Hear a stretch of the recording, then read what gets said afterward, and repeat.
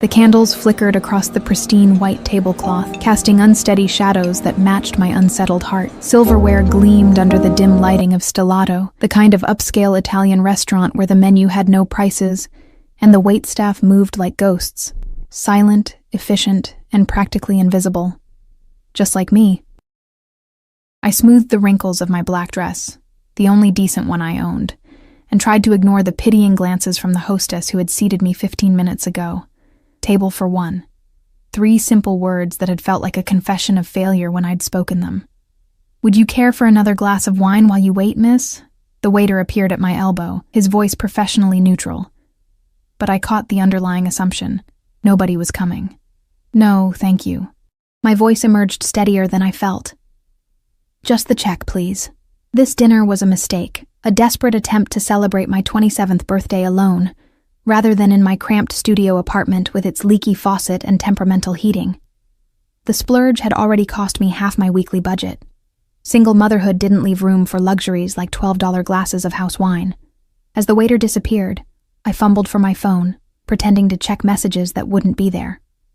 My daughter Emma was with my neighbor Mrs. Patel tonight. At 6 years old, Emma deserved better than what I could give her. Better than a mother who worked 2 jobs and still struggled to keep up with rent. Better than hand-me-down clothes and denied requests for ballet lessons. I'd been invisible my entire life.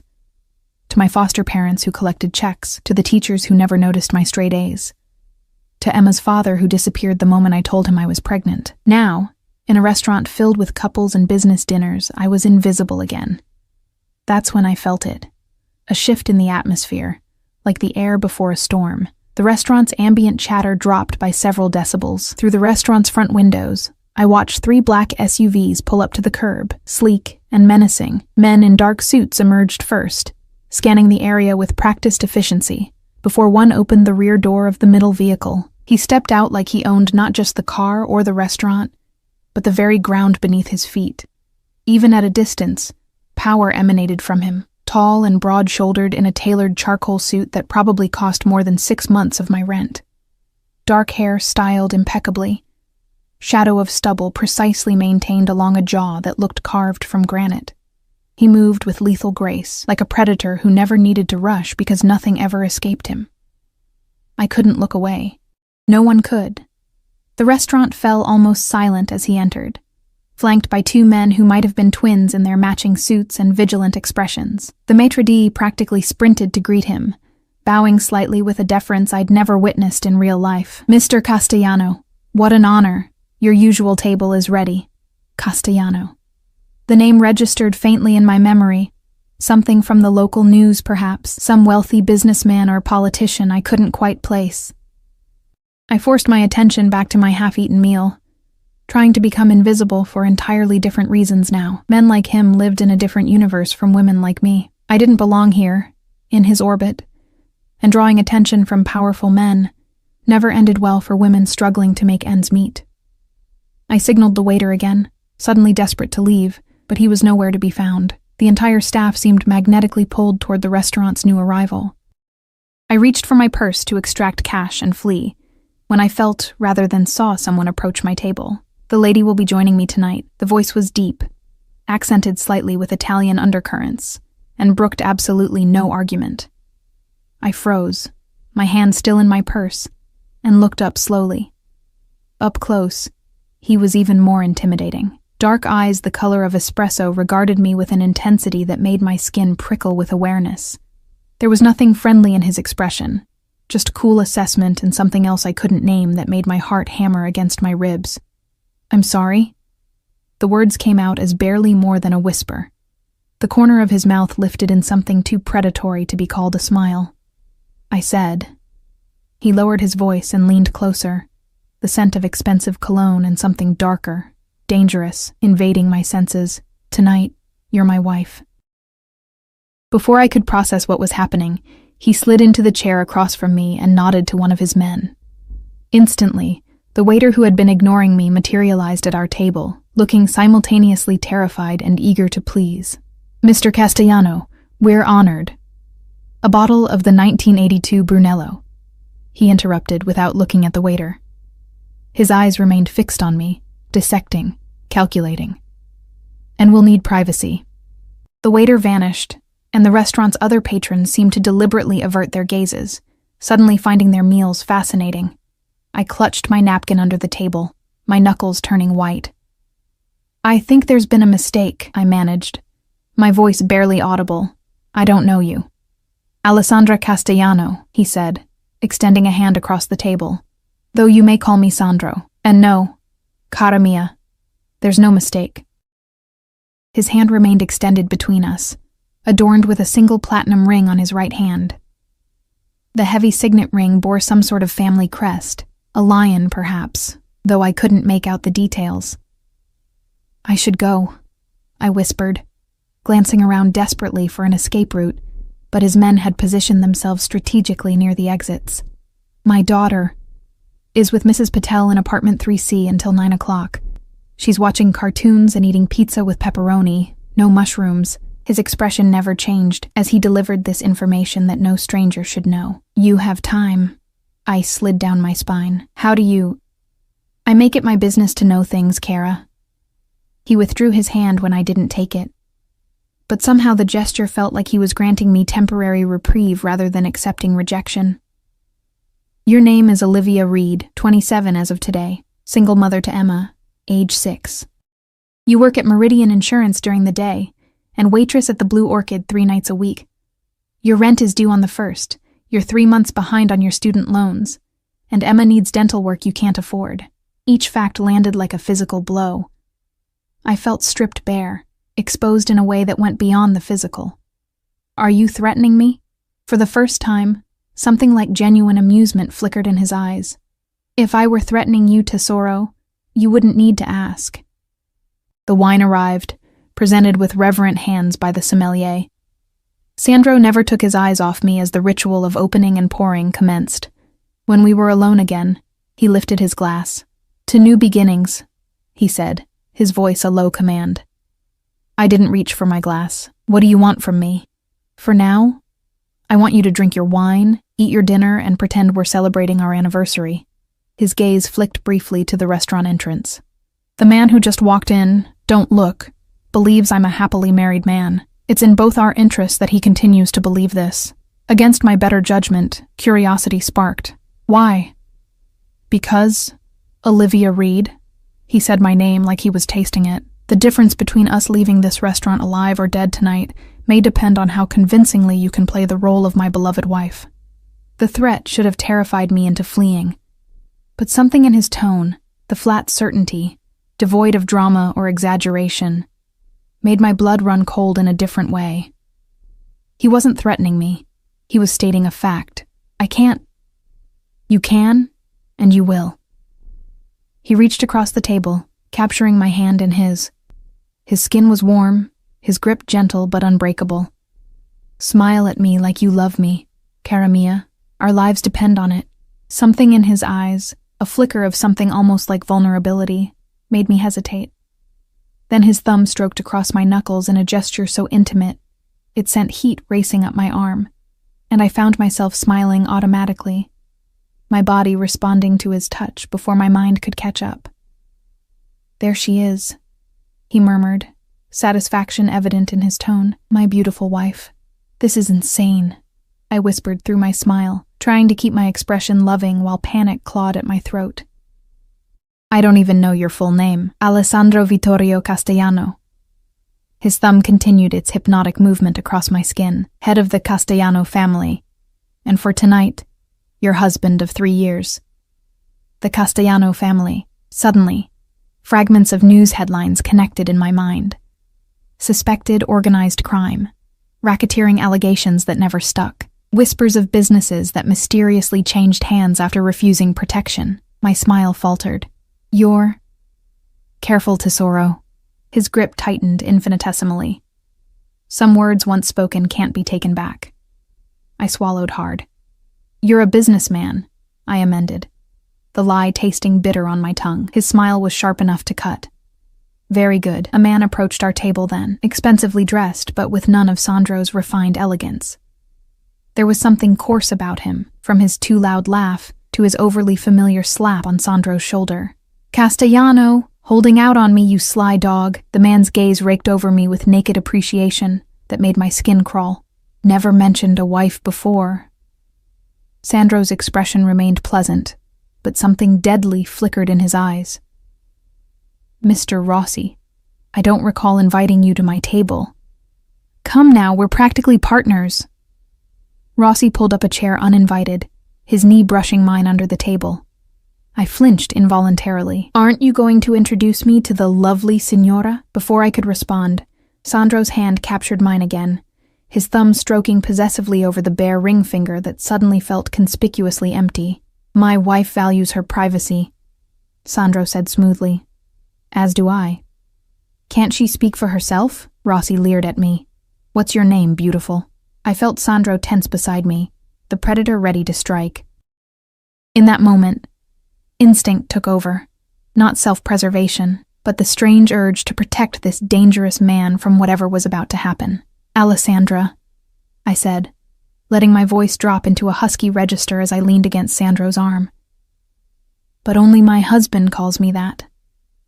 Something dark and possessive flashed in Sandro's eyes as he glanced down at me. His arm slid around my waist, pulling me closer until I was practically in his lap. "You see, Rossi," he said, never taking his eyes off me. "My wife is shy with strangers." "Shy?" Rossi snorted. "Women like that aren't shy. They're—" Sandro's movement was so swift I barely registered it. One moment we were seated normally. The next his hand was somehow on Rossi's wrist, bending it at an angle that made the other man's face drain of color. "Choose your next words with exceptional care," Sandro said, his voice soft and all the more terrifying for it. "You're speaking about my wife." I should have been frightened. Instead, something molten and dangerous pooled in my stomach at the naked possession in his voice. No one had ever defended me before. No one had ever claimed me with such absolute certainty. "No offense meant," Rossi choked out, sweat beading on his forehead. "Beautiful woman. Lucky man." Sandro released him with a dismissive flick of his wrist. "Indeed. Now if you'll excuse us, we're celebrating our anniversary." Rossi retreated, nursing his wrist and his wounded pride. When he was gone, Sandro's arm remained around me, his heat seeping through the thin fabric of my dress. "You did well," he murmured against my ear, his breath sending shivers down my neck. "But our evening is just beginning." I should have pulled away, should have gathered my things and run as fast and far as I could. Instead, I found myself leaning into his touch, drawn by some magnetic pull I couldn't explain. "What happens now?" I asked, my voice barely audible. His eyes darkened as they met mine. "Now we make sure Rossi believes we're exactly what we appear to be. Deeply, passionately in love." His finger traced my jawline with feather-light precision. "Can you do that for me, Olivia?" The way he said my name, like a prayer and a sin wrapped into one, made it impossible to think clearly. Or perhaps," he continued, his gaze dropping to my lips, "you'd prefer I take you home to your daughter now. This isn't your world. You could walk away, return to your life, and forget tonight ever happened." It was the first real choice he'd offered me, and something told me it might be the last. I should have taken it, grabbed my purse and fled back to my safe, predictable struggle of a life, back to overdue bills and empty refrigerators and falling asleep alone every night. Instead, I heard myself say, "I can do it." Something like triumph flashed in his eyes. "One night as my wife," he said, his finger still tracing the line of my jaw. "Do exactly as I say, and tomorrow you'll find your financial situations improved." The implication was clear, and pride flared hot in my chest. "I'm not for sale." "No," he agreed, surprising me. "You're not. Consider it compensation for your acting skills." His thumb brushed my lower lip in a gesture so intimate I forgot how to breathe. And I always pay my debts. The intensity of his gaze made me feel like prey and predator simultaneously. "Why me?" I whispered. "You could have chosen anyone." "Not anyone," he corrected. "I needed someone unexpected. Someone Rossi couldn't have investigated in advance." His eyes traveled over my face with clinical assessment that somehow still felt like a caress. "Someone beautiful enough to be believable as my wife." but not connected to my world, so I was just convenient. Something flickered in his expression. Amusement, perhaps, or something darker. Let's find out how convenient this arrangement will be. He stood in one fluid motion, offering his hand. This time I took it, allowing him to pull me to my feet. The bill appeared and disappeared with a flash of platinum card. Then we were moving through the restaurant, his hand possessively at the small of my back, guiding me toward the waiting SUVs outside. Reality crashed back as we reached the door. Wait, my daughter will be picked up by my driver and brought to us if we're delayed beyond 9, he said smoothly. Mrs. Patel has already been compensated generously for extending her babysitting hours. The casual way he'd inserted himself into my life, making arrangements for my child, sent a chill through me. I can't let strangers take my daughter. He paused at the restaurant entrance, turning to face me fully. Nothing will happen to Emma, he said, his voice softer than I'd heard it yet. I give you my word. The word of a man who's forcing me to pretend to be his wife? His smile was sharp. The word of a man who protects what's his. He tucked a strand of hair behind my ear, the gesture strangely tender. And tonight, Karamia, you're mine. The night air hit my lungs like ice water, a stark contrast to the heat radiating from Sandro's hand at the small of my back. His bodyguards materialized around us, creating a human barrier between us and the street. One opened the door to the middle SUV, and before I could process what was happening, Sandro guided me inside with gentle pressure that somehow still felt like an inescapable command. The interior was all soft black leather and subtle luxury. Sandro slid in beside me, his thigh pressing against mine in the spacious back seat that suddenly felt too small. The door closed with a solid thunk that sounded like finality. "Where are we going?" I asked, trying to keep my voice steady as the vehicle pulled away from the curb. Sandro studied me for a long moment, his expression unreadable in the dim interior. "The Rossi situation is more complicated than anticipated. We're going to my home." "Your home? But I can't. I need to get back to Emma."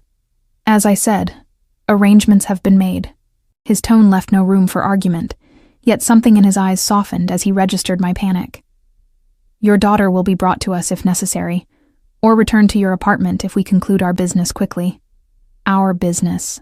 The phrase hung between us, loaded with implications I wasn't ready to consider. "What exactly is this situation with Rossi?" I asked, desperate to understand what I'd been dragged into. Sandro's jaw tightened almost imperceptibly. "Franco Rossi believes he can force a partnership with my family through threats and leverage. Tonight was meant to be a negotiation. And I'm the leverage or the distraction?"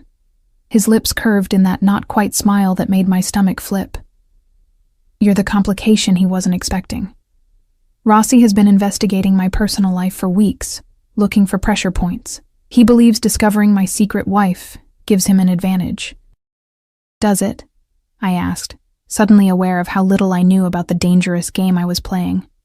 Sandro's hand settled on my knee, the weight of it both reassuring and terrifying.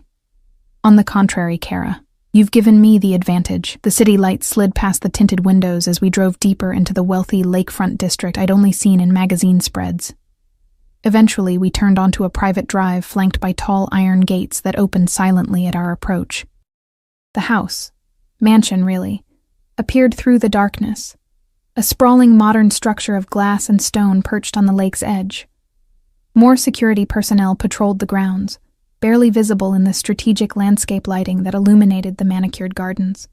"Welcome home," Sandro murmured, as the SUV stopped at the front entrance. His emphasis on home sent an involuntary shiver through me. Inside, the house was a study in minimalist luxury, soaring ceilings, clean lines, and art pieces that probably cost more than everything I'd ever owned combined. A staff member appeared silently, took Sandro's coat, and disappeared without a word. "Drink?" Sandro moved to a bar cart that gleamed with crystal decanters. "I need to understand what's happening," I said, remaining firmly by the entryway. "What does Rossi want from you? Why did you need a fake wife tonight? And most importantly, how long do I have to keep up this charade?" Sandro poured amber liquid into 2 glasses, ignoring my refusal. "Rossi controls certain ports I require for my import business. He recently discovered one of my lieutenants was skimming profits and believes this gives him leverage to demand a full partnership. And that's bad, because Franco Rossi is a rabid dog who would destroy everything my family has built over 3 generations. His voice remained calm, but something dangerous flashed in his eyes. He deals in human trafficking, among other distasteful enterprises I don't allow in my territory. I wrapped my arms around myself, suddenly cold despite the comfortable temperature of the room. So you're saying you're the better criminal? In an instant, he was before me, moving with that predatory grace that made my heart race. He lifted my chin with one finger, forcing me to meet his gaze. I'm saying, cara mia, that there are lines even men like me don't cross. His eyes searched mine. And tonight, you helped me draw one of those lines. How? I whispered, unable to look away from the intensity of his stare. Rossi now believes I have a wife I've kept hidden to protect. He'll think twice before moving against me directly. His thumb traced my lower lip, sending electricity coursing through my veins. He knows the rules of our world. Families are sacred. I'm not actually your wife, I reminded him, my voice embarrassingly breathless. Something dark and possessive flickered across his features. Details, he murmured, his accent thickening. His hand slid to cup my cheek, and I found myself leaning into his touch before I could stop myself. The phone in his pocket vibrated, breaking the moment. Sandro stepped back, checking the screen with a frown. "Excuse me," he said, moving toward what appeared to be an office. "Make yourself comfortable. This won't take long." When he disappeared, I released a breath I hadn't realized I'd been holding. My heart pounded in my chest as I tried to make sense of the situation. I was in a mafia boss's home, pretending to be his wife, because some rival criminal thought it would give him leverage. It was insanity. I should call the police, or run, or both. I pulled out my phone, relieved to find I still had service. My finger hovered over the emergency call button, but something stopped me. What would I even say? Help. I'm being held captive by a devastatingly handsome crime lord who's offering to solve my financial problems if I pretend to be his wife for one night. Besides, Sandro knew where Emma was, where I lived. My entire life history, apparently. Instead, I texted Mrs. Patel. "How's Emma?" The response came almost immediately. "Sleeping like an angel. Your husband's friend dropped off her favorite teddy bear and extra money for me to watch her overnight if needed." Such a thoughtful man. Why didn't you tell me you were married? I stared at the message in disbelief. Husband? Teddy bear? I hadn't mentioned Emma's missing teddy bear to Sandro. The stuffed animal had disappeared during our last move, and Emma had been heartbroken. How could he possibly know about it, much less replace it? Before I could process this, a female voice startled me. "So you're the wife." I spun around to find a stunning woman leaning against the doorframe. Tall, model-esque, with sleek black hair, and eyes that matched Sandro's in both color and intensity. She wore a designer dress that made my own look like a cheap rag in comparison. Relax, she said, her smile revealing perfect white teeth. "I'm Valentina, Sandro's sister." She sauntered forward, assessing me with cool calculation. "Though, I must say, you're not what I expected when he said he'd found a wife. We're not," I stammered, unsure how much she knew. "Real?" Her laugh was musical but sharp. "Of course it's not. My brother doesn't do relationships. He does arrangements." She circled me slowly. "The question is, what kind of arrangement do you think this is?" My cheeks burned with embarrassment. "It's just for tonight. To fool someone named Rossi." Valentina stopped in front of me, her perfectly manicured finger tapping her chin. "Interesting. And he brought you home." She leaned closer, her expensive perfume enveloping me. "Sandro never brings his women home." "I'm not his woman," I protested, though the words sounded weak even to my own ears. "No," her smile was knowing. "Then why are you looking at his office door like you're waiting for him to come back? Why haven't you run screaming into the night?" "Because I couldn't. Because of Emma. Because despite everything, some traitorous part of me was intrigued by Alessandro Castellano and the way he looked at me like I was precious and valuable instead of invisible." "Valentina," Sandro's voice cut through the room like a blade. "I don't recall inviting you here tonight." His sister straightened, unruffled by his cold tone. "I was in the neighborhood. Thought I'd meet the mystery woman who has all your men whispering." She kissed his cheek, unfazed by his rigid posture. "She's pretty." Common, but pretty. I flinched at her casual cruelty. Sandro's eyes narrowed fractionally. "Olivia is my guest," he said, his voice deceptively soft. "You will show her respect." Valentina raised an eyebrow, something unspoken passing between the siblings. "Guest. Is that what we're calling it now?" She turned to me with a predatory smile. "Enjoy your visit, Olivia. My brother can be quite hospitable when it suits him." With that parting shot, she glided from the room, leaving behind a chill that had nothing to do with the temperature. "I apologize for my sister," Sandro said, moving to my side. "Valentina can be protective." "She seemed more territorial than protective," I muttered before I could stop myself. To my surprise, Sandro laughed, a genuine sound that transformed his severe features into something dangerously appealing. "An accurate assessment. My sister has been managing my household and social calendar since our parents died. She's unaccustomed to surprises." "Like fake wives?" His expression sobered. "Like real ones." The implication hung between us, heavy with possibility. I swallowed hard. "The situation with Rossi is escalating," he continued, gesturing for me to join him on a sleek leather sofa. "He's making inquiries about you already. My men intercepted 3 of his people attempting to follow us from the restaurant." Fear clawed at my throat. What does that mean for me? For Emma? Sandro's face hardened. "It means your safety is now my primary concern." He poured me a glass of water from a crystal carafe. "Rossi is desperate and therefore dangerous. Until I neutralize the threat, you and your daughter need protection." "Protection? You mean, like, bodyguards?" The absurdity of the situation hit me anew. 24 hours ago, I couldn't afford to fix my leaking faucet. Now a mafia boss was offering me protection from his enemies. To start. He studied me with those penetrating eyes. "The safest option would be for you to stay here." "Here?"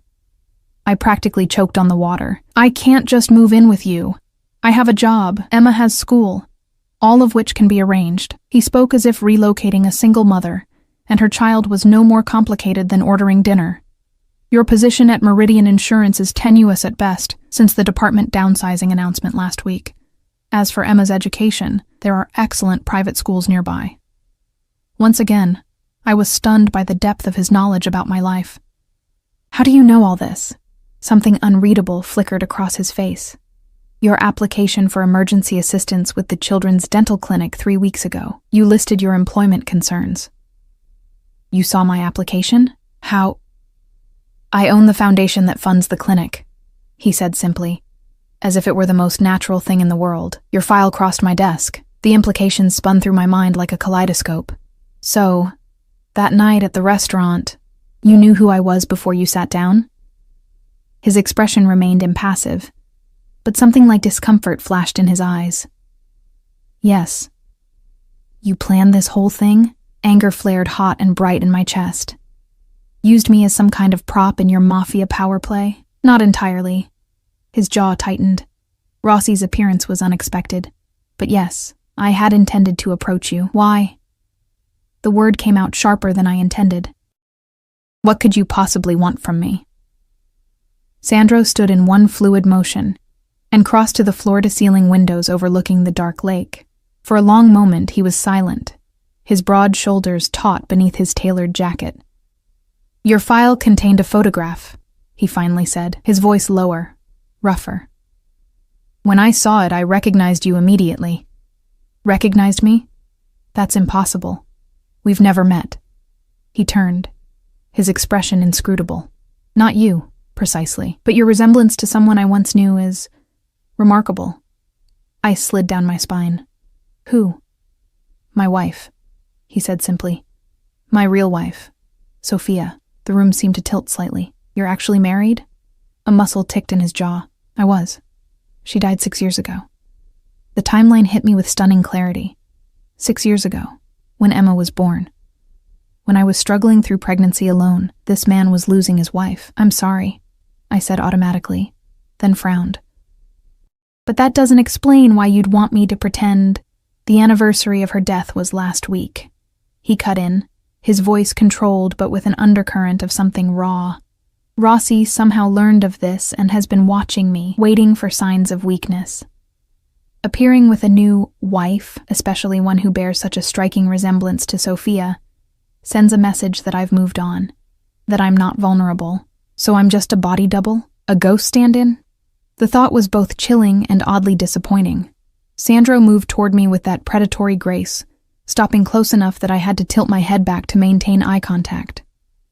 "You're nothing like her," he said softly, his gaze traveling over my features. "Except in appearance. Sophia was gentle, sheltered, obedient. You have fire in your eyes, Olivia Reed, even when you're afraid." His hand rose to touch my cheek, and I should have pulled away. Should have been disgusted by this man who had manipulated me, who had built his life on violence and fear.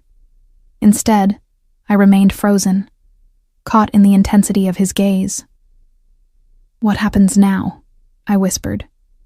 "Now," he said, his thumb brushing across my lower lip. "We make our arrangement more permanent. At least until Rossi is no longer a threat."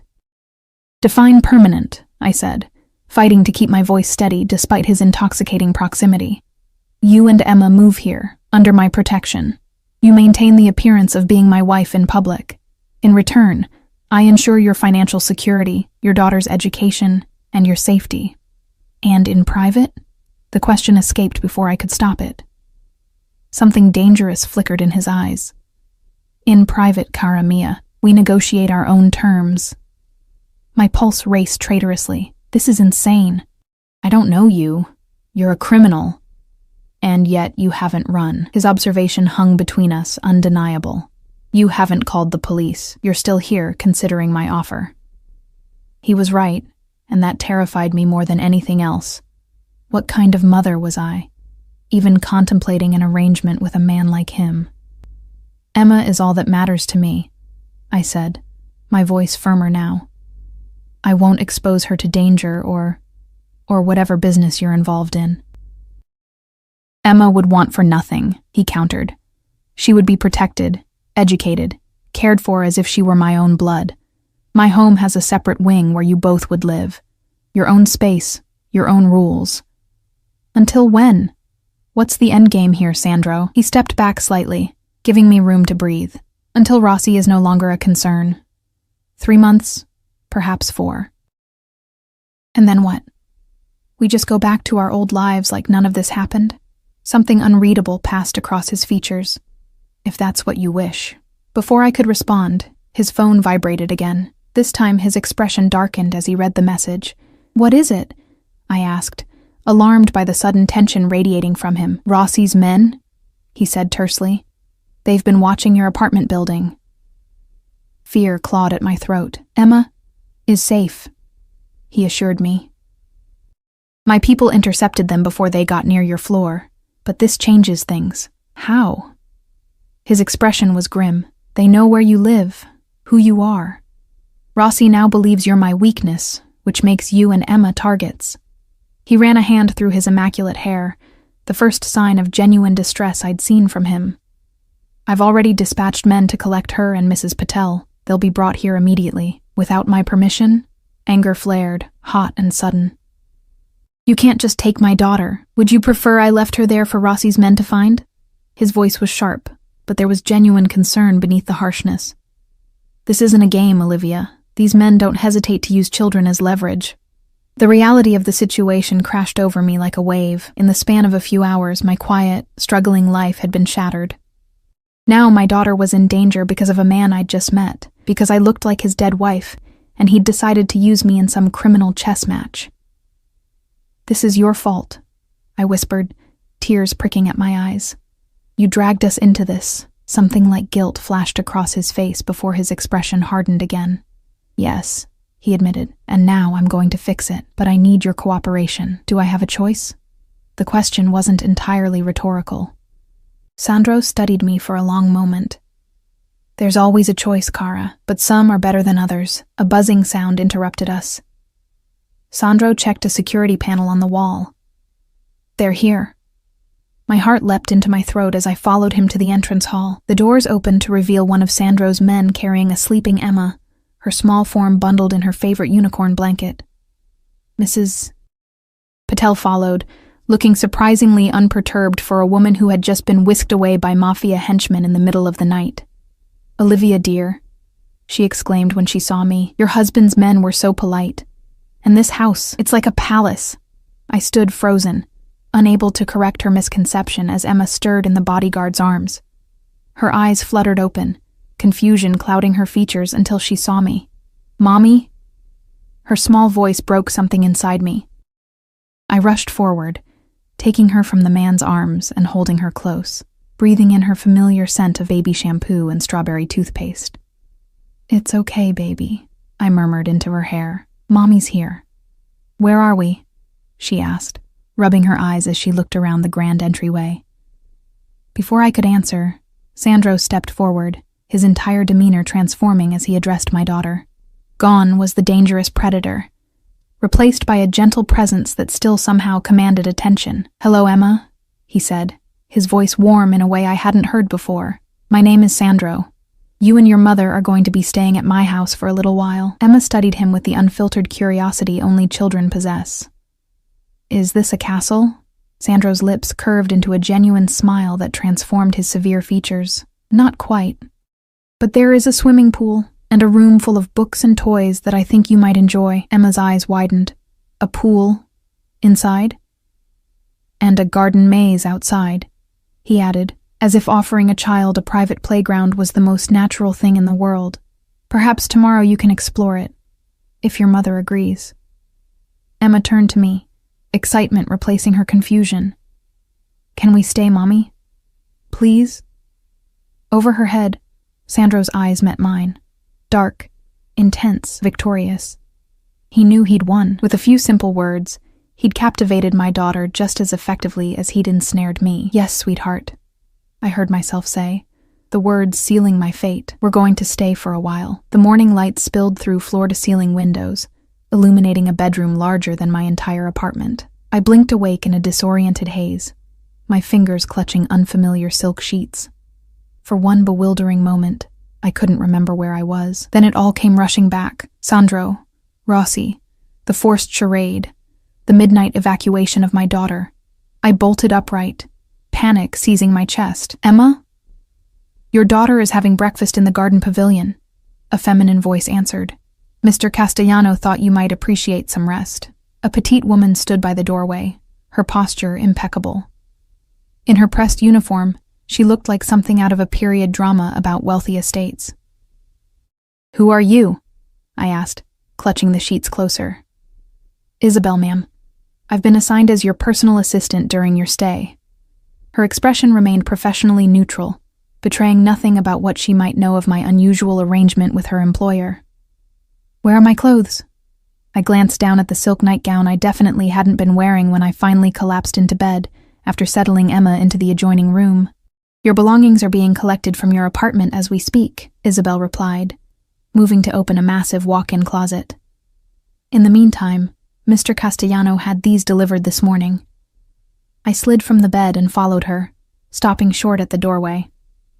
The closet was filled with clothing in my size, dresses, pants, blouses, shoes, all with designer labels I recognized but had never dreamed of owning. Tags still attached, prices that made me dizzy. "These are all for me?" My voice sounded small, even to my own ears. "Yes, ma'am. And similar arrangements have been made for Emma." Isabel gestured to a section of smaller clothing. Mr. Castellano was quite specific about the selections, the intimacy of it. This man choosing clothing for my daughter and me, knowing our sizes, predicting our needs, sent a confusing shiver through me. It was both invasive and strangely thoughtful. "I can't accept all this," I said, though even as the words left my mouth, I knew my position for negotiation was weak. Isabel's expression softened slightly. "If I may speak freely, ma'am?" I nodded. "In my 15 years with the Castellano family, I've never seen Mr. Castellano take such personal interest in a guest's comfort." She smoothed an invisible wrinkle from her uniform. "Whatever your arrangement with him, these gestures are not merely transactional. Before I could respond to this unsettling observation, a soft knock came at the bedroom door. Isabel moved swiftly to answer it, exchanging quiet words with someone outside before returning. "Mr. Castellano requests your presence for breakfast once you're dressed," she said. "Shall I help you select something?" 20 minutes later, dressed in a simple but obviously expensive sundress that fit as though it had been tailored specifically for me, I followed Isabel through the sprawling mansion. Every room we passed spoke of extraordinary wealth tempered by masculine restraint. Leather, glass, and steel dominating the color palette, with occasional bursts of vibrant art serving as focal points.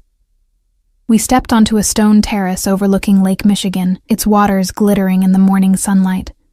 A pavilion stood at the edge of an immaculately landscaped garden, and there, like a scene from someone else's life, sat Sandro and Emma. My daughter was perched on a chair, piled with cushions to boost her height, animatedly explaining something while Sandro listened with an attentiveness I'd rarely seen adults show children. What struck me most wasn't the picturesque setting or the platters of food that could feed a small army. It was how at ease Emma seemed, as though breakfasting with a dangerous criminal was perfectly normal. "Mommy," she spotted me and waved enthusiastically. "Sandro has chocolate chip pancakes and a pool, and he said I can have swimming lessons." I approached cautiously, hyper-aware of Sandro rising to his feet as I neared. In the morning light, wearing a casual button-down with the sleeves rolled to expose muscular forearms. He looked less like a fearsome mafia boss, and more like the wealthy businessman he pretended to be. "Good morning, Kara," he said, pulling out a chair for me. The endearment rolled off his tongue so naturally it was easy to forget it was part of our charade. "Did you sleep well?" "As well as could be expected, considering the circumstances," I answered quietly, conscious of Emma's attentive ears. Sandro's eyes, warm amber in the sunlight rather than the cold espresso of last night, studied my face with unsettling intensity. "The circumstances will improve," he promised, his voice pitched for my ears only. "You have my word." A server appeared silently with coffee, pouring a cup without asking how I took it. Cream. 1 sugar. Exactly right. Another reminder of how thoroughly Sandro had investigated my life. "Emma was just telling me about her interest in swimming," he continued at normal volume, resuming his seat. "I've arranged for an instructor to assess her skills this afternoon, if that's acceptable to you." The calculated courtesy, asking permission while simultaneously informing me the arrangements were already made, wasn't lost on me. "That's very thoughtful," I said carefully. "But we can't impose." "It's no imposition," he cut in smoothly. "The pool sits unused most days. It would be my pleasure to see it enjoyed." Emma bounced in her seat. "Please, Mommy. I've always wanted lessons." I knew that all too well. The YMCA program I couldn't afford. The disappointment in her eyes when I'd explained we needed to wait until next year. Again. "All right," I conceded, rewarded by Emma's brilliant smile. "But we should discuss expectations," I added, looking pointedly at Sandro, "about how long we're staying, what this arrangement entails." "After breakfast," he agreed, his gaze flickering to Emma. "Perhaps your daughter would enjoy exploring the garden with Isabel while we talk." Emma, already halfway through demolishing a stack of pancakes, looked up eagerly. "Is there really a maze?" Sandro nodded, his expression softening in a way that seemed genuine. "And a fountain in the center with fish you can feed." That was all the convincing Emma needed. Once she'd finished eating, Isabel appeared as if summoned telepathically to escort her on the promised garden adventure, complete with a small bag of fish food. When we were alone, Sandro refilled my coffee cup, the domestic gesture at odds with the dangerous man I knew him to be. "You have questions," he said simply. "About 1,000, I replied, setting down my fork. "Starting with how long you expect this charade to continue." "Until Rossi is no longer a threat," he said, the same answer as last night. "My men are working to contain the situation, but these things require delicacy. And in the meantime, what exactly am I supposed to be doing? Playing house? Pretending to be your dead wife's replacement?" A muscle ticked in his jaw. "You are not a replacement," he said, his voice suddenly cold. "You are under my protection because I put you in danger. The role of wife is merely the most efficient cover." For what? What am I covering? Sandro stood, pacing to the edge of the pavilion. With his back to me, silhouetted against the lake, he cut an imposing figure despite the casual clothing. 6 years ago, my wife was killed, he said abruptly. Not by a rival or an enemy, but by a drunk driver, the most mundane death imaginable for the wife of a man in my position. I remained silent, sensing there was more to this story than he'd shared last night. What few people know, he continued, is that she was pregnant at the time. 7 months. A daughter. The breath caught in my throat. I'm sorry, I whispered, the inadequacy of the words hanging between us. He turned, his expression carved from stone. Rossi learned of this recently, on the anniversary of their deaths. He approached me with photos of their graves, speaking of how terrible it would be to lose more family members, his hands clenched at his sides. It was a threat, thinly veiled. The brutality of using a man's dead wife and unborn child as leverage made me physically ill. That's monstrous. That is business, in Rossi's world. Sandro's voice was flat, a world I've worked to evolve beyond, though few believe that possible. And where do I fit into this? Because I look like her?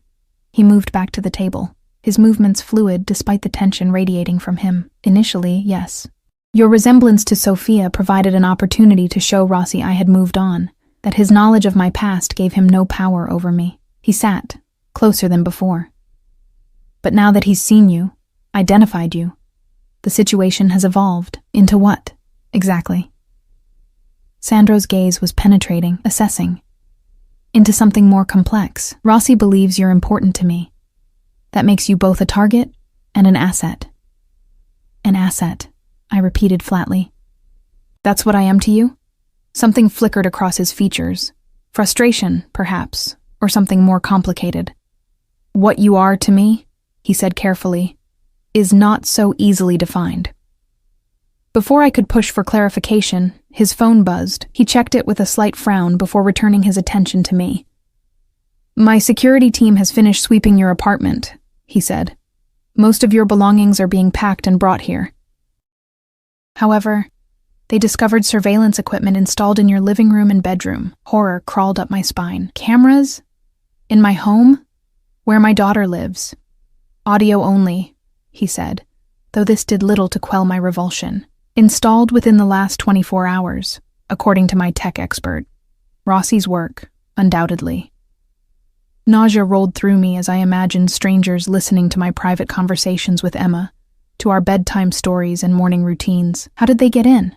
I always double-lock the door. Your building's security is... He paused diplomatically. Inadequate. The devices have been removed and disabled. But this confirms what I suspected. You cannot return there. The reality of my situation crashed over me anew. My home, my jobs, my carefully constructed life, all compromised because I'd caught the attention of Alessandro Castellano. What about work? I asked, grasping for some semblance of normalcy. I have responsibilities, bills to pay, a life to maintain. Your financial obligations have been settled, he said matter-of-factly. Your position at Meridian was already precarious, as we discussed. As for the Blue Orchid, I've arranged a leave of absence for family reasons. Anger flared hot in my chest. You had no right. You can't just take over my life without... Without what? He interrupted, his voice soft but unyielding. Without your permission? The moment Rossi saw you at my table, certain wheels were set in motion that cannot be reversed. I'm merely ensuring you and Emma land safely when those wheels inevitably crush the life you knew. His bluntness stunned me into momentary silence. When I found my voice again, it emerged smaller than I'd intended. So, what happens now? I just live here indefinitely, pretend to be your wife when necessary? For now, yes. His expression softened fractionally. Is that really so terrible, Kara? Your daughter's safe and receiving opportunities you've worked so hard to provide? Financial security? Protection? It's a gilded cage, I said quietly. No matter how beautiful, it's still captivity. Then consider it temporary sanctuary, he countered. One that requires certain performances when we're in public. What kind of performances? Something darkened in his gaze. Nothing beyond what you're comfortable with. Hand-holding. The occasional display of affection. The appearance of a couple still in the honeymoon phase of marriage. The thought of Sandro's hands on me, even in the most innocent context, sent a forbidden heat coursing through my veins. And what do you get out of this arrangement? Beyond sending a message to Rossi, he studied me for a long moment, his expression unreadable. Peace of mind, he finally said, knowing I've protected the innocent people I dragged into my world. There was more to it than that. I could sense it in the intensity of his gaze, the careful distance he maintained despite his words of closeness. But before I could press further, a commotion from the garden caught our attention. Emma came racing toward us, her face flushed with excitement, Isabel following at a more dignified pace. "Mommy, there are turtles in the fountain!" she exclaimed, breathless. "Can I keep one, please?" Sandro laughed, a genuine sound that transformed his severe features. "The turtles live there, Piccola, but you can visit them whenever you want." Emma turned her pleading eyes on him. "Promise? Every day?" "Every day," he confirmed, with a solemnity usually reserved for business deals. "We can even name them if you'd like." My daughter beamed at him with unguarded trust that made my heart ache. How quickly she'd accepted this stranger into her world, how easily she'd adapted to our sudden relocation. Children were resilient, yes, but I wondered what would happen when this temporary arrangement inevitably ended. "Isabel will show you to your rooms in the East Wing," Sandro said, rising from the table. "They've been prepared for a longer stay, with everything you might need.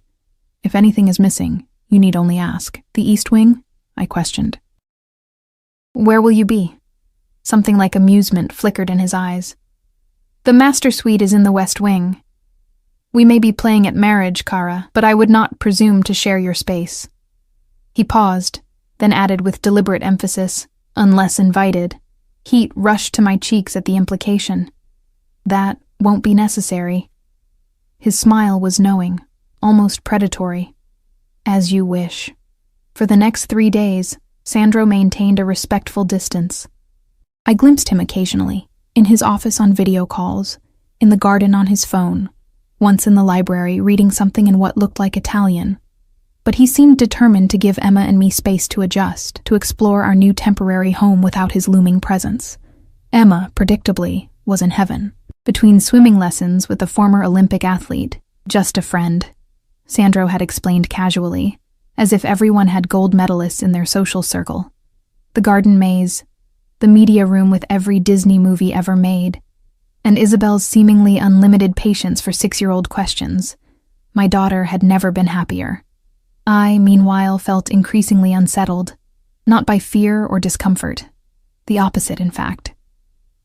The ease with which I was adapting to this luxury, this protection, terrified me. Each morning, I woke determined to maintain my guard, to remember that none of this was real or sustainable. By evening, watching Emma laugh and thrive, I found my resolve weakening. On the 4th night, I tucked Emma into her princess bed, an actual canopy bed that had appeared on our 2nd day, installed while we were swimming, her eyelids already heavy after a full day of activity. "Mommy," she murmured sleepily, "is Sandro going to be my new daddy?" The question hit me like a physical blow. "What? No, sweetheart. Why would you think that?" She yawned, snuggling deeper under the covers. "Because we live in his house, and he looks at you the way Prince Eric looks at Ariel." "That's just a movie, baby," I said, smoothing her hair. "Real life is more complicated, but we're staying here, right? I like it here." The simple happiness in her voice made my throat tight. "For now, yes. But it's just temporary." "Why?" Her brow furrowed. "Don't you like Sandro?" How could I explain to a 6-year-old that the man who had given her everything she'd ever wanted in the span of 4 days was a criminal who had dragged us into a dangerous game? That we were playing pretend for reasons she couldn't understand? It's complicated, Emma. Grown-up complicated. She seemed to accept this, her eyes drifting closed. "He makes you smile," she murmured, already half asleep. "You never smiled at home." The observation, so simple, so devastatingly accurate, haunted me as I left her room. Had I been so transparently unhappy in our previous life that even my child had noticed? Had I been so focused on survival that I'd forgotten how to smile? Lost in these thoughts, I didn't notice Sandro until I nearly collided with him in the hallway outside Emma's room. He steadied me with hands on my shoulders, his touch sending unwelcome heat through my body.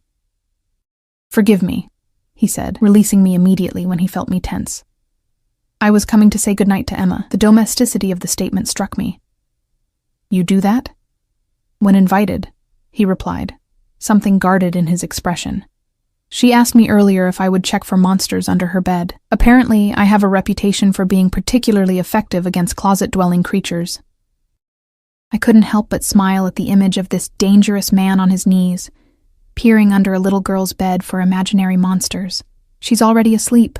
Disappointment flickered across his features before he masked it. "Another time, then." "She asked if you were going to be her new daddy," I blurted, needing him to understand the dangerous territory we were entering. This arrangement, it's confusing for her. Something complicated passed behind his eyes. "And what did you tell her?" "The truth. That it's temporary." "Is it?" The question hung between us, loaded with implications neither of us had dared voice. "Of course it is," I said, but the words lacked conviction even to my own ears. "Once this situation with Rossi is resolved, Emma and I will return to our normal lives." Sandro stepped closer, his proximity making it difficult to think clearly. "And if I offered you a different option?" "What option?" I breathed, suddenly aware of how alone we were in the dimly lit hallway. "Stay," he said simply. "Not as a charade or for protection. Not because you resemble someone from my past. Stay because Emma flourishes here. Because you deserve security and peace." His hand rose to brush a strand of hair from my face, the touch feather-light. "Because there's something between us that we both feel, whether we acknowledge it or not." My heart pounded against my ribs. "You don't know me." "I know enough," he countered. "I know you've sacrificed everything for your daughter. I know you worked 2 jobs without complaint. I know you applied for dental assistance for Emma, but nothing for yourself, despite the obvious pain you've been in when you eat cold foods." I flinched at the accuracy of his observation. The broken molar I'd been ignoring for months because I couldn't afford the treatment. "I know," he continued, his voice dropping lower, "that you tremble when I'm near you. And it's not from fear alone." Heat bloomed in my cheeks. "That's presumptuous. Is it?" His fingers traced the line of my jaw, featherlight but sending electricity through my veins. "Tell me you feel nothing, and I'll never touch you again." I should have stepped back, should have firmly established boundaries. Instead, I found myself leaning into his touch, my body betraying me as it had from the first moment I saw him. "This is a mistake," I whispered, even as my eyes dropped to his mouth. "Perhaps," he agreed, his thumb brushing my lower lip. "But some mistakes are worth making." When his lips finally met mine, the contact was gentle, questioning rather than demanding. It was nothing like I'd imagined kissing Alessandro Castellano would be. Instead of domination, there was a restrained hunger that made my knees weak. I should have pulled away. Instead, my hand slid up his chest to his shoulders, feeling the solid strength beneath expensive fabric. His arms encircled my waist, drawing me closer as the kiss deepened, becoming something hungry and desperate.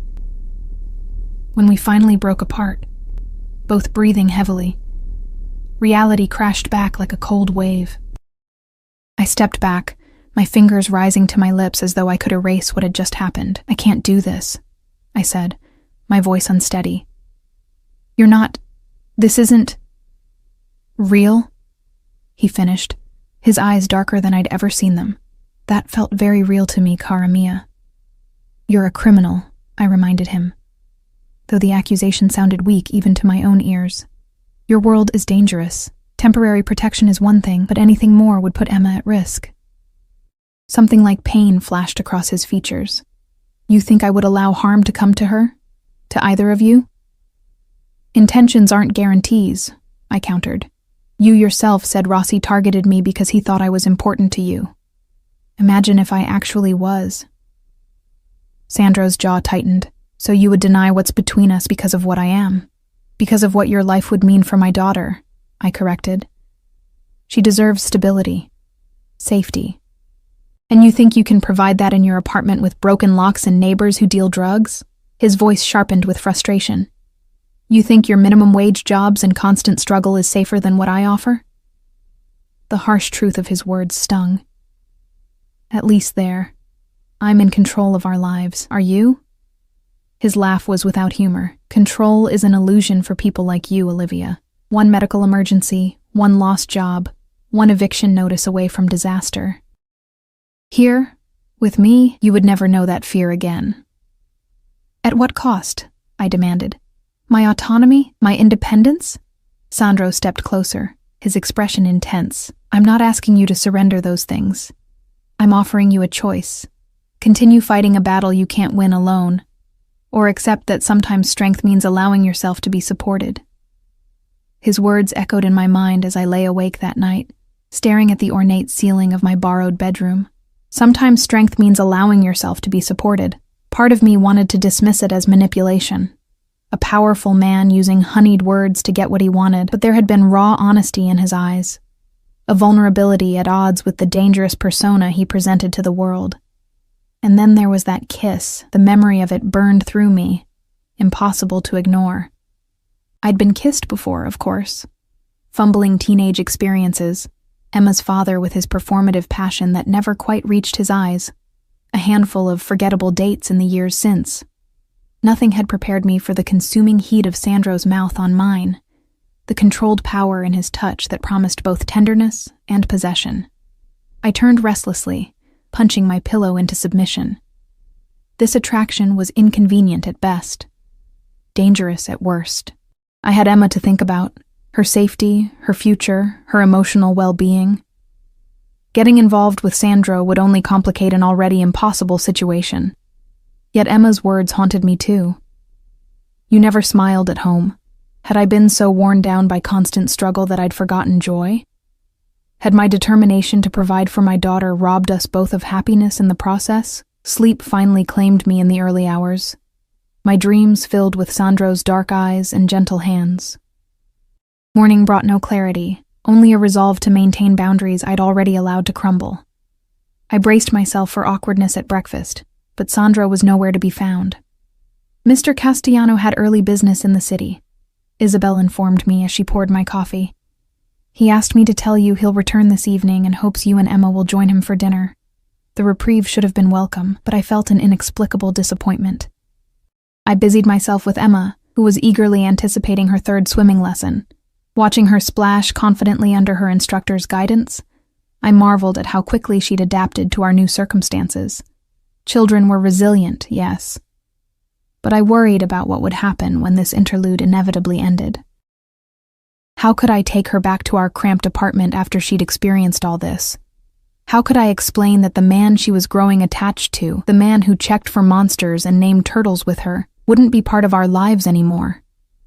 After lunch, while Emma napped, I wandered through Sandro's home, trying to reconcile the space with the man.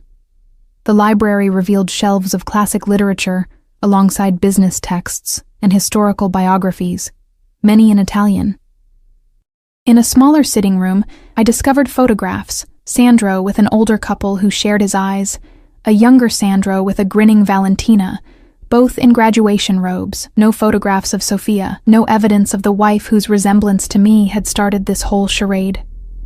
I was studying a chessboard left mid-game when a voice startled me. He always plays white, opens with the same move every time. I turned to find Valentina leaning against the doorframe, impeccably dressed as before. Her expression was less openly hostile today, though wariness remained in her dark eyes. I don't play, I said, stepping away from the board.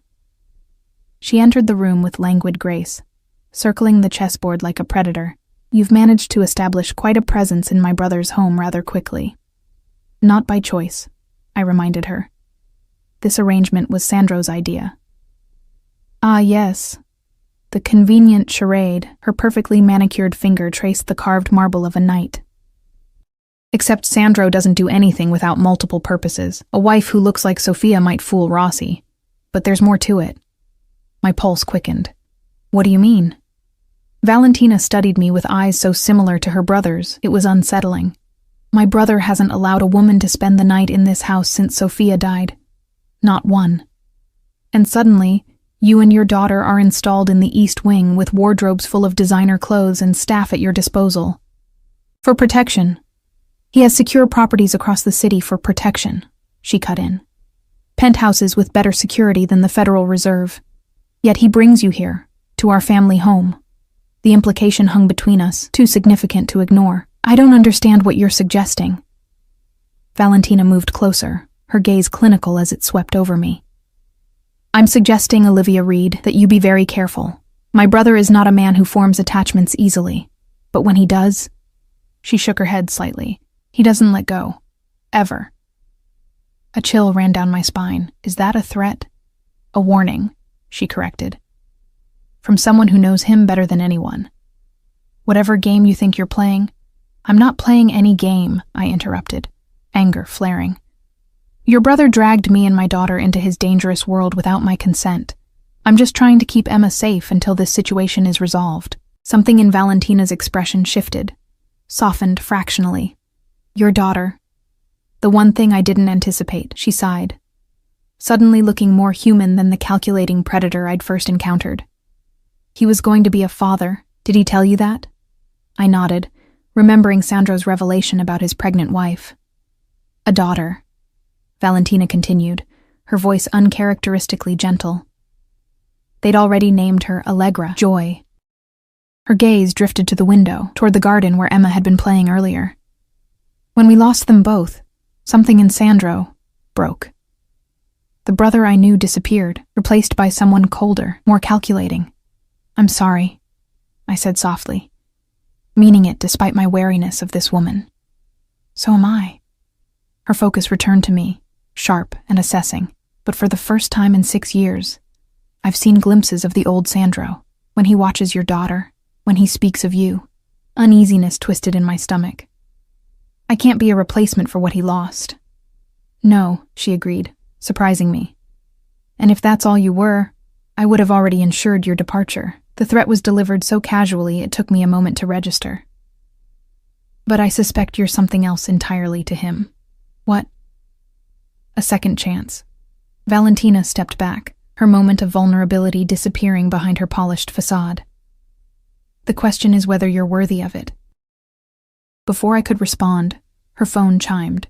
She checked it, her expression darkening instantly. I need to find my brother, immediately. He's in the city, I said, alarmed by the sudden tension in her posture. Business meetings, Isabel said. Valentina's laugh was sharp, without humor. Is that what he told you? How convenient. She stalked toward the door, then paused. Stay inside. Keep your daughter close. Tell security if anyone approaches who isn't family.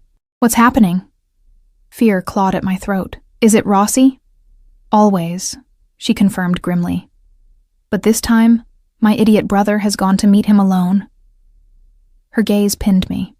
Apparently, Rossi requested it, claimed he had information about you that Sandro would want to hear privately. Ice slid down my spine. Information about me? There's nothing to know. Something like pity crossed Valentina's features. Everyone has secrets, Olivia Reed. Even those who think they don't. With that cryptic statement, she was gone, leaving me with a growing sense of dread. What could Rossi possibly know about me that would lure Sandro into meeting him alone? My life before Sandro had been painfully ordinary, struggling single mother, overworked and underpaid. Nothing that would interest a man like Franco Rossi. Unless a memory surfaced, one I'd spent years trying to forget. Emma's father hadn't simply abandoned us when I told him I was pregnant. There had been more to the story, a darkness I'd never shared with anyone. Not even in Emma's birth documentation. Could Rossi have somehow uncovered that buried history? The very thought made me physically ill. I rushed to find Emma, needing to assure myself she was safe. I found her with Isabel in the playroom, happily building with blocks that probably cost more than our monthly rent. "Mommy, look, I made Sandro's house," she exclaimed, pointing to an impressive structure that did indeed resemble the mansion's architecture. "It's beautiful, sweetheart," I said, forcing a smile despite my mounting anxiety. "Isabel, may I speak with you for a moment?" In the hallway, I kept my voice low. Valentina seemed concerned about something involving Sandro and Rossi. "Do you know what's happening?" Isabel's professional demeanor slipped slightly, revealing genuine worry. "Mr. Castellano left explicit instructions that you and Emma were to remain inside today, with enhanced security." She hesitated. "Beyond that, I'm not privy to the details." "But something's wrong," I pressed.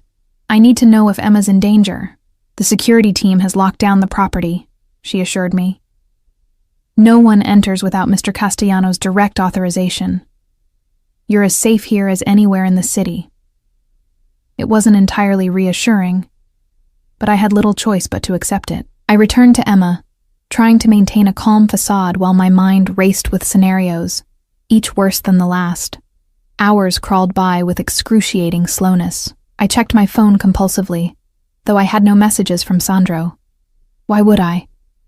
Our relationship, such as it was, hardly warranted regular check-ins. Still, as afternoon stretched into evening with no word, my concern deepened to something more urgent. Emma sensed my distraction during dinner, picking at her food with unusual quietness. "Is Sandro coming back?" she finally asked.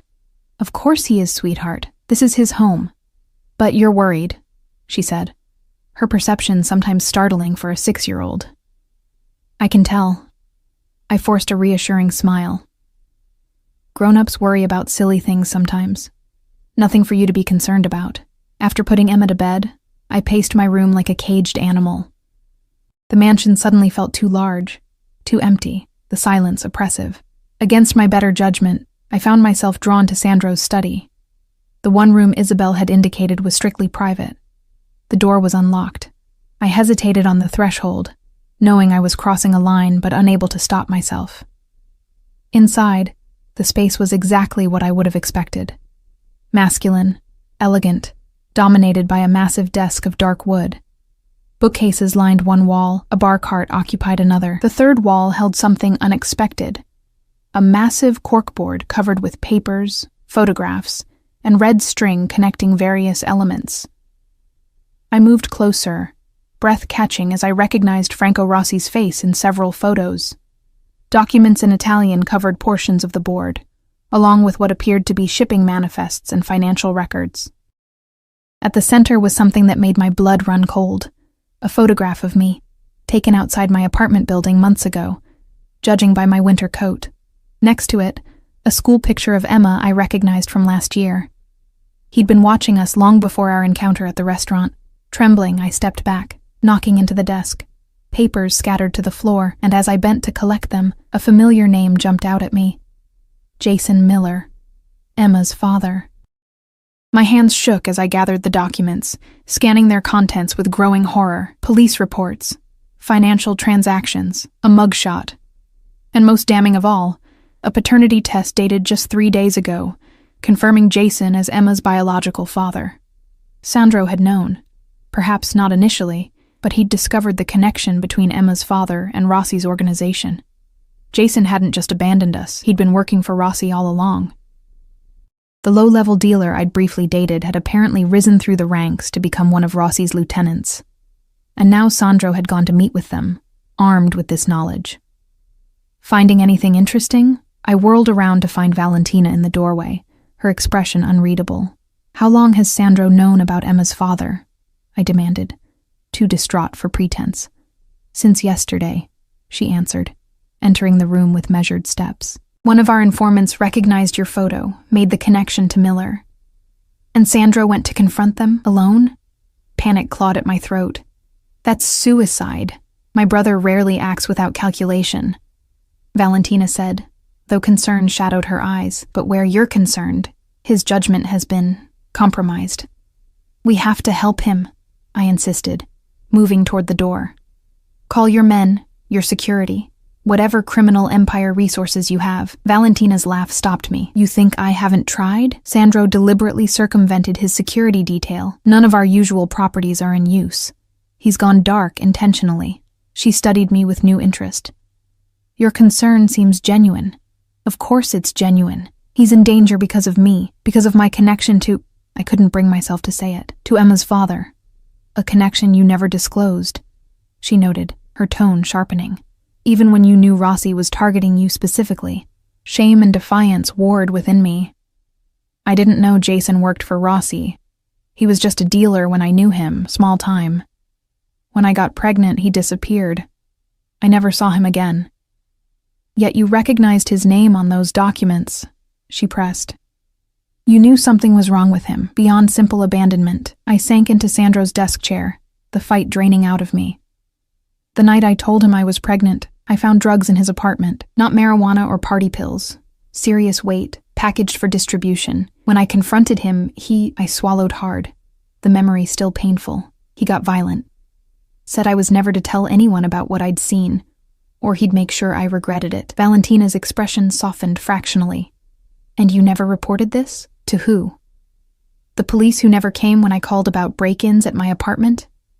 The system that had failed me my entire life?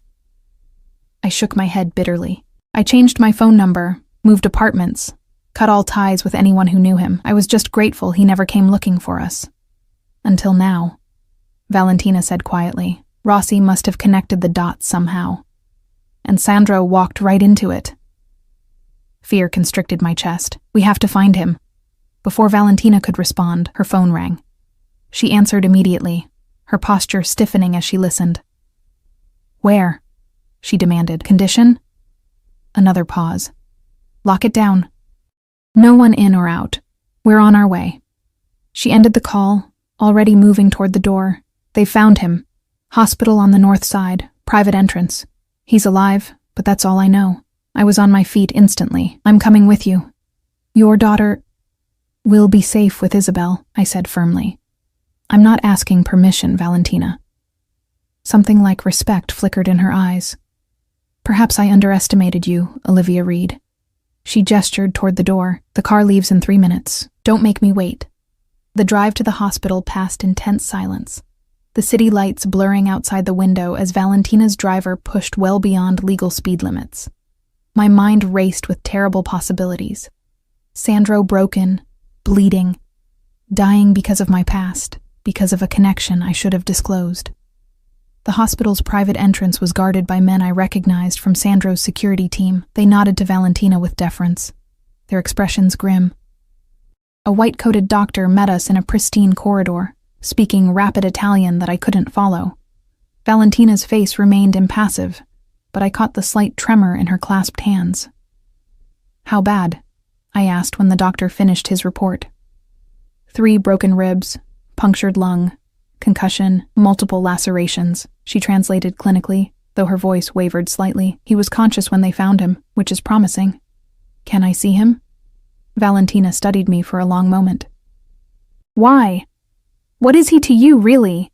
This man you barely know, whose world terrifies you, whose life goes against everything you claim to value. The question pierced through my defenses, demanding an honesty I'd been avoiding. What was Sandro to me? Protector? Captor? Temptation? Something more profound I dared not name? He's someone who checked under my daughter's bed for monsters, I said simply. Someone who remembers how I take my coffee. Someone who looks at me and actually sees me. My voice broke slightly. And he's hurt because of me. Something in Valentina's expression shifted, softened. Room 312, she said after a moment. I'll give you a few minutes before I go in. The private room was dimly lit, monitors beeping steadily beside the bed where Sandro lay. I paused in the doorway, heart constricting at the sight of him.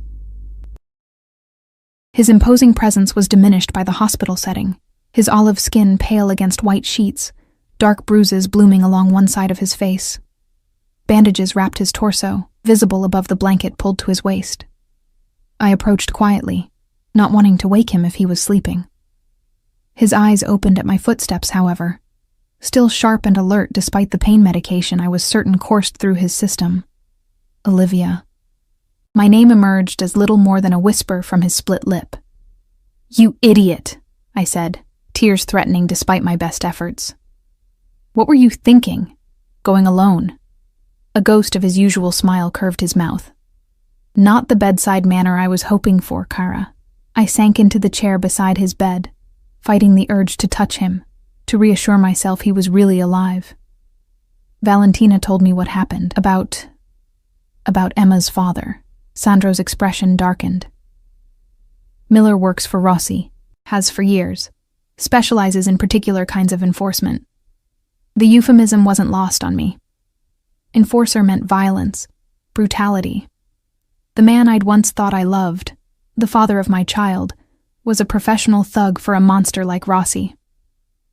I didn't know, I whispered, needing him to believe me. When I knew Jason, he was just a small-time dealer. I swear, if I'd known he was connected to Rossi. I know.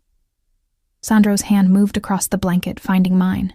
His grip was weaker than usual, but still warm, still grounding. Your face when you saw Rossi at the restaurant.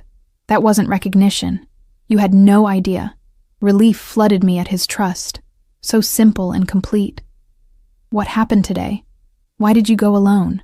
Pain flickered across his features as he shifted position. Rossi contacted me directly, said he had information about your past that I should hear privately. Professional courtesy, he called it. Sandro's laugh was bitter, ending in a grimace. I suspected a trap, of course, but I needed to know what he knew about you. So you sacrificed your safety for information about me? I couldn't keep the disbelief from my voice. That's insane. That's business, he countered. Information is power. I needed to know what I was dealing with. And now you do, I said quietly. You know Emma's father works for your enemy. Sandro's gaze was steady, penetrating despite his weakened state. I know the man who contributed DNA to creating Emma is a criminal of the worst kind. That doesn't make him her father. His hand tightened around mine. A father protects, provides, loves. He did none of these things. The simple truth of his words made my throat tight with emotion. What happens now? Rossi knows your weakness. He knows how to hurt you through me. Sandro's eyes darkened at my words. My weakness, he repeated, his voice low. Is that what you think you are to me? I glanced at his battered body, the evidence of violence he'd endured because of his connection to me. The facts speak for themselves. Rossi used me to lure you into a trap. Rossi miscalculated, he said with quiet conviction. He believes caring for someone makes you vulnerable. He doesn't understand it can also make you more dangerous. A chill ran through me at the controlled fury beneath his words. Even injured, Sandro radiated lethal intent. What did they do to you? I asked, unable to stop myself from reaching out to touch the bruise darkening his cheekbone. He captured my hand, pressing a kiss to my palm that sent heat spiraling through me. Nothing that won't heal, he evaded. Sandro. Miller was there, he interrupted, watching me closely for my reaction. Rossi's right hand now, apparently. He confirmed Emma is his biological daughter. My stomach twisted. Does he want to see her? No. The single word carried relief and renewed anger simultaneously. He expressed no interest in Emma beyond her potential usefulness as leverage. Against me, against you.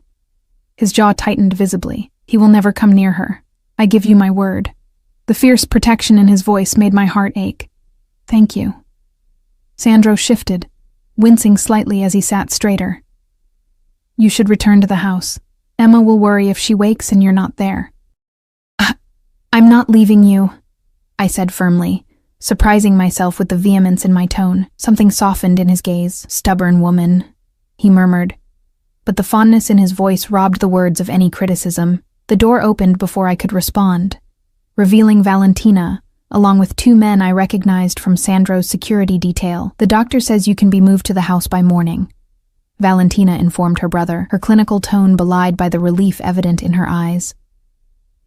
I've arranged for private nursing staff. Sandro nodded, his expression shifting seamlessly into the commanding presence I'd first encountered at the restaurant. Even in a hospital bed, he exuded authority. Rossi will be watching the house, he said. Double the perimeter security. No one enters or leaves without my direct authorization. Already done, Valentina confirmed. And the other matter? Her gaze slid meaningfully to me. Is being handled, Sandro replied cryptically. Have Paolo bring the car for Olivia. She needs to return to Emma. I started to protest, but Valentina was already issuing instructions to one of the men. Sandro's hand squeezed mine gently.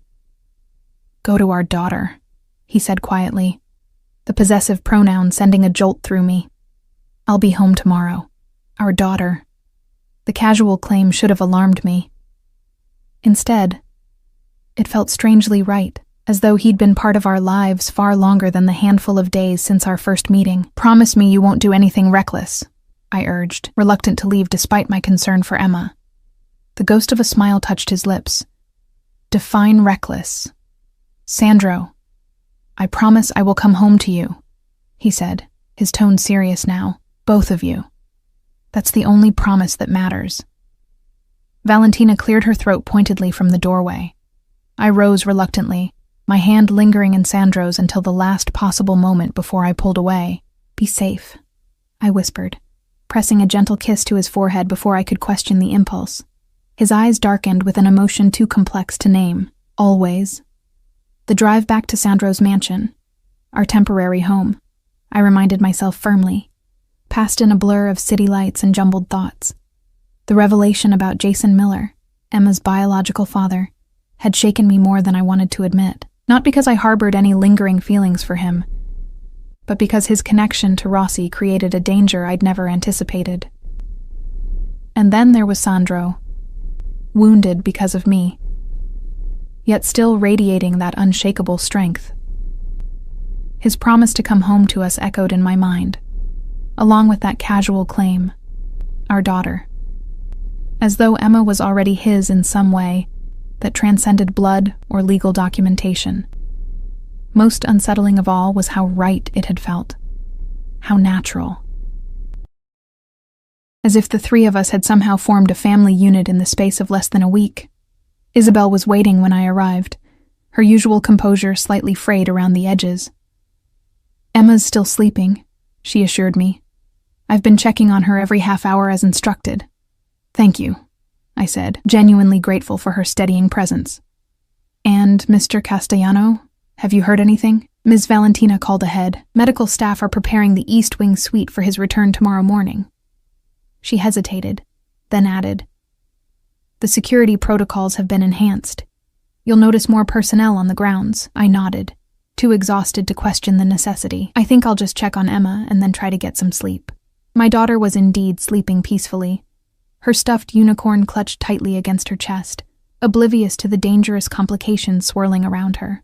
I brushed the hair from her forehead, overwhelmed by love and fierce protectiveness. I would do anything to keep her safe, even align myself with a man like Sandro Castellano. Sleep proved elusive despite my exhaustion.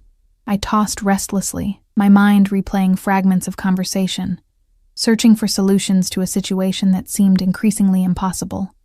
Dawn was breaking when I finally drifted off, only to be awakened what felt like minutes later by Emma bouncing onto my bed. Mommy! Sandro's home, and he brought me a puppy!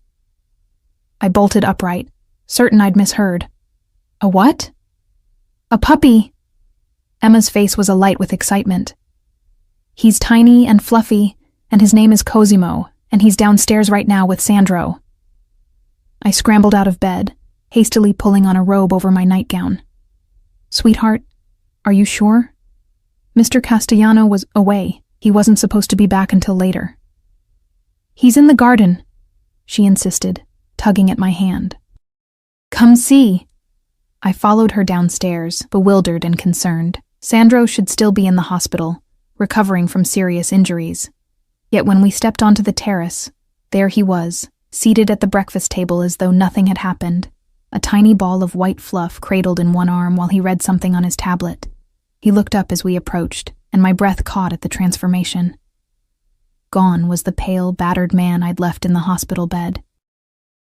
This Sandro appeared completely recovered, clean-shaven, impeccably dressed in casual attire that still managed to look expensive, no visible bruises marring his face. Good morning, Cara. He greeted me with that slight smile that never failed to quicken my pulse. I hope you don't mind the early homecoming. The hospital environment was restrictive. "You're supposed to be recovering," I managed, staring in disbelief. "And you brought a dog?" "Puppy," he corrected, lifting the tiny creature for my inspection. "Maltese, hypoallergenic, excellent temperament for children." Emma reached for the puppy with reverent hands, her expression one of pure joy when Sandro carefully transferred the animal to her arms. "Can we really keep him, Mommy, please?" I fixed Sandro with an accusatory glare, which he met with unrepentant calm. "Perhaps you should have consulted me before making such a significant decision." "Perhaps," he agreed mildly. "But Emma mentioned wanting a dog 3 days ago. I thought it might provide comfort during a transitional period. The implication that our lives were about to change again wasn't lost on me." "Emma, why don't you take Cosimo to show Isabel? I need to speak with Sandro privately." My daughter nodded, already completely enamored with the puppy, and skipped back into the house. The moment she was out of earshot, I rounded on Sandro. "You can't just make unilateral decisions about pets without consulting me. And what are you doing out of the hospital? You had a punctured lung less than 12 hours ago." "I have excellent medical care," he replied, gesturing to a chair beside him. "Please sit. Your coffee is getting cold." I remained standing, hands on hips. "Don't change the subject. You were seriously injured." "The doctor said—" "The doctor works for me," Sandro interrupted gently, "and I heal quickly." Looking closer, I could now see the slight stiffness in his movements, the carefully controlled breathing that suggested his ribs were still causing considerable pain. He was masking it well, but he was far from healed. "You're going to re-injure yourself," I sighed, finally taking the offered seat. "And we still need to talk about the dog." "Puppy," he corrected again, the ghost of a smile playing at his lips. "And yes, I should have consulted you. It won't happen again." The easy capitulation surprised me. "It won't happen again because we won't be here much longer," I reminded him, though the words tasted bitter on my tongue. "Once the Rossi situation is resolved, Emma and I will return to our own lives." Something darkened in Sandro's gaze. "That may be more complicated now." "Because of Jason?" I kept my voice steady, despite the flutter of fear his words provoked. "Partially." He reached for his coffee, the movement careful and controlled. "Rossi now knows you're connected to me. More importantly, he knows about Emma and her biological connection to Miller." Which means, Sandro said quietly, "that you and Emma will never be truly safe without permanent protection." The implication hung between us, heavy with significance. "Define permanent," I said, echoing our earlier conversation. Sandro's gaze was steady, penetrating. "Marriage." The single word knocked the breath from my lungs. "Excuse me?" "A legal union would place you and Emma under the full protection of the Castellano family," he continued, his tone matter-of-fact despite the bombshell he'd just dropped. "Not a charade or temporary arrangement. An actual marriage with all the security and benefits that entails." "You can't be serious," I managed, though his expression held no hint of humor. "We barely know each other. We know what matters," he countered. "I know you're fiercely protective of Emma, intelligent, resilient, and stronger than you realize. You know I can provide safety, stability, and resources you could never access otherwise. That's not a basis for marriage. That's a business arrangement." Something softened in his gaze. "Is it only business that makes your pulse race when I'm near? Only practical consideration that drew you to my hospital bed last night? Only strategic alliance that made you kiss me in that hallway?" Heat flooded my cheeks at the reminder. "Physical attraction isn't enough for a lifetime commitment." "No," he agreed surprisingly. "It's merely a foundation upon which other things can be built." He reached across the table, his hand covering mine. "I'm not proposing a cold merger, Olivia. I'm offering you and Emma a future. Protection, yes, but also possibility." "Possibility of what, exactly?" I asked, not pulling my hand away despite my better judgment. "Of happiness," he said simply. "For all three of us." The sincerity in his voice made my throat tight with emotion. "Sandro, your world. It's dangerous, complicated. Look what happened to you because of us." What happened to me was the result of my own miscalculation, he corrected. A mistake I won't repeat. His thumb traced gentle circles on my wrist, sending shivers up my arm. As for my world, it's changing. Has been, for years. What do you mean? His expression grew more serious. The Castellano family has been transitioning to legitimate business for the past decade. Banking, real estate, technology investments. The old ways, my father's ways, are becoming obsolete. Yet Rossi still exists, I pointed out. Still threatens you. Rossi is the past, Sandro said with quiet conviction. A dying breed clinging to methods that no longer serve. After last night, his days are numbered. A chill ran through me at the implication. What did you do? Nothing yet, he assured me, though there was something deadly in his calm. But Rossi's mistake wasn't attacking me. It was threatening you and Emma. His fingers tightened fractionally around mine. There are rules in our world, lines that aren't crossed, families that aren't targeted. We're not your family, I reminded him, though the words felt hollow even to my own ears. Aren't you? His gaze held mine, challenging and somehow vulnerable simultaneously. Tell me you feel nothing when I touch you. Tell me Emma hasn't blossomed in this home. Tell me you want to return to struggling alone. I couldn't. The truth was, in less than a week, Sandro had become essential, not for his wealth or protection, but for the way he looked at me like I mattered, for how he listened to Emma's endless stories with genuine interest, for the quiet strength he offered without demanding weakness in return. Before I could form a response, Valentina appeared on the terrace, her expression grim. It's time, she said to Sandro, ignoring me completely. They've located Miller. Sandro nodded, his demeanor shifting instantly from the almost tender man who'd proposed marriage to the cold, calculating head of a criminal enterprise. Bring the car around. We leave in 10 minutes. No, I said, the word emerging stronger than I felt. You're injured. You can't just rush off to confront Emma's father.